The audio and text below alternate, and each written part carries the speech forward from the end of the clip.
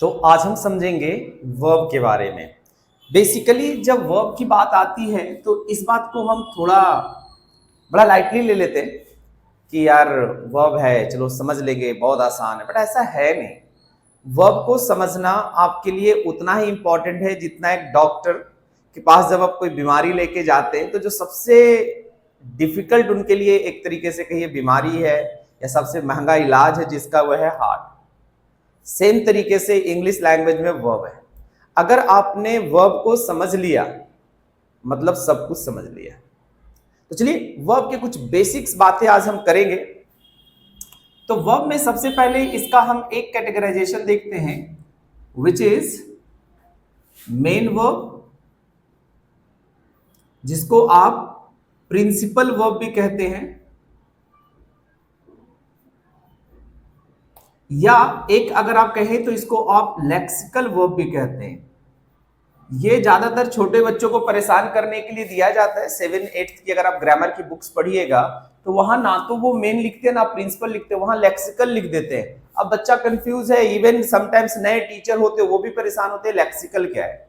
तो लेक्सिकल का मतलब भी प्रिंसिपल होता है, प्रिंसिपल का मतलब मेन होता है। दूसरा है हमारे पास हेल्पिंग वर्ब।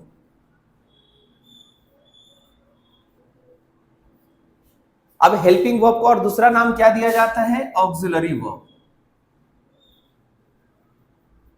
ऑक्सिलरी वर्ब, या तो आप उसको हेल्पिंग वर्ब कहिए या ऑक्सिलरी वर्ब कहिए, राइट। तो जब हम बात करेंगे मेन वर्ब की तो मेन वर्ब का अलग अलग बहुत सारा कैटेगराइजेशन होगा। अभी हम समझते हैं थोड़ा सा हेल्पिंग वर्ब के बारे में। तो हमारे पास जो बेसिक हेल्पिंग वर्ब्स है उनको आप दो भागों में कैटेगराइज कर सकते हो। एक है आपका बिल्कुल बेसिक जिसमें हमारा आता है बी वर्ब, फिर आता है हैव वर्ब, फिर आता है डू वर्ब। तो इसे हम प्राइमरी ऑक्सिलरी भी कह सकते हैं, not a problem. And next हमारा है मॉडल वर्ब। समझिएगा आज हम आपको कौन से कैटेगराइजेशन के वर्ब्स बता रहे हैं कि हेल्पिंग वर्ब को अलग अलग कैटेगरी में बांट दिया गया है, जैसे बी, हैव, डू और मॉडल वर्ब। तो जब बी की बात करते हैं actually we are talking about is, am, are, was, were. और अगर हैव की बात कर रहे हैं तो हैव का मतलब हो गया हमारा हैज, हैव और हैड। और अगर हम डू की बात कर रहे हैं तो इसमें आ गया हमारा डू, डज और डिड। तो ये हमारे बेसिक पॉइंट हो गए कि अगर हमें कोई सिंपल में बोल दे कि सिर्फ हैव वर्ब की बात कर रहे हैं, it means he is talking about is, am, are, was verb. अगर हैव बोला हमने तो हैव की बात हो गया हैज, हैव, ये बी वर्ब हो गया, ये हैव और ये डू। अब आते हैं मॉडल ऑक्सिलरी वर्ब। इसके अंतर्गत आपके पास है can, could, may, might, shall, should, will,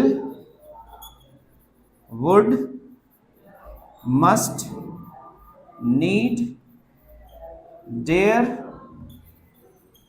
ought to and use to.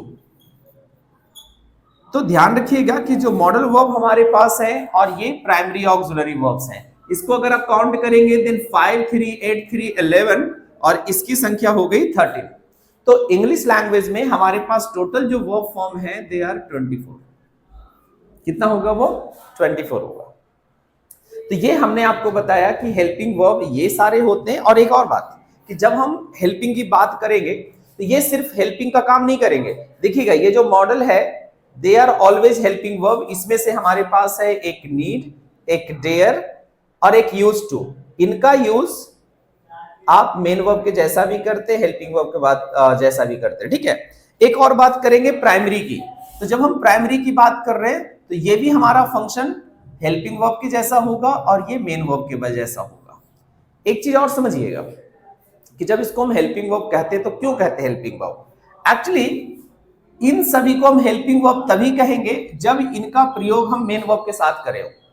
अगर आप हेल्पिंग वर्ब कह रहे हैं कि सर इज हेल्पिंग वर्ब है, तो इज तभी हेल्पिंग वर्ब होगा जब उसके साथ कोई दूसरा मेन वर्ब आ रखा होगा। कोई एक तो मेन वर्ब होना चाहिए। जैसे मैं एक एग्जांपल छोटा सा लेता हूं यहां पे कि अगर मैंने लिखा he is a doctor and he is coming today। अब समझिएगा, यहां इज और यहां इज, क्या दोनों सेम फंक्शन वाला है?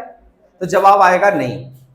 नीचे में इसे हम हेल्पिंग वर्ब कहेंगे। क्या कहेंगे? Helping verb. लेकिन जैसे ही बात ऊपर वाले की आएगी तो ऊपर वाला ये मेन वर्ब बन जाएगा। जैसे हमने यहां पर आपको बताया कि helping verbs can be helping verbs और can be main verbs depending on the usages. English में रट्टाफिकेशन नहीं करना है कि आपको चीजें रट्टा लगा लेनी, हाँ ऐसे होता है तो बस ऐसे ही होता है, नहीं। आप यूजेज, अब कहेंगे सर इसको मेन वर्ब हमने क्यों कहा? तो एक सिंपल सा लॉजिक आपको और समझाता हूं कि अगर मैंने आपको बोला कि कोई इलेक्ट्रीशियन है और उसका एक हेल्पर है, अगर हेल्पर इलेक्ट्रीशियन के साथ आता है तो जनरली बेचारे को हम हेल्पर ही कहेंगे, इलेक्ट्रीशियन आपका हेड हो गया। लेकिन सपोज कहीं ऐसा मौका मिले हेल्पर को, वो कहीं उसको बुलावा आ जाए स्पेशली कि आप हमारे यहाँ आकर कोई इलेक्ट्रिक वाला काम है उसको कर दीजिए, क्या वो जा करके वहां पर अपने आप को एज हेल्पर रिप्रेजेंट करेगा या इलेक्ट्रीशियन बताएगा अपने आप को? तो जवाब आएगा कि भाई हेल्पर जो बोलेगा कि मैं हेल्पर हूं तो काम ही नहीं करवाएगा। तो बात यहां पर वैसे ही है कि ये हेल्पिंग तभी बनेगा जब ये मेन वर्ब के साथ आया है, और अगर ये मेन वर्ब के साथ नहीं आया है तो ये पूरा का पूरा मेन वर्ब अपने आप में हो जाएगा, जैसा आप पहला एग्जांपल्स में देख रहे हो। बात करेंगे मॉडल में, नीड, डेयर, यूज्ड टू को छोड़ देंगे तो ये सारे फिक्स्ड हेल्पिंग वर्ब्स हैं, इनका और कोई काम नहीं है। यानी कैन, कुड, मे, माइट की बात करिएगा तो ये पूरा का पूरा हेल्पिंग वर्ब्स है 100%। लेकिन इसमें तीन हमने अलग किया है, they can be helping verb, they can be main verb. I hope helping verb का लिस्ट आपको प्रॉपर वे में समझ में आ गया, क्यों इसको हेल्पिंग वर्ब कहा जाता है। आगे ऐसे वीडियो आपको मिलता रहेगा, तो वीडियो को लाइक, शेयर और चैनल को सब्सक्राइब जरूर करिएगा। धन्यवाद।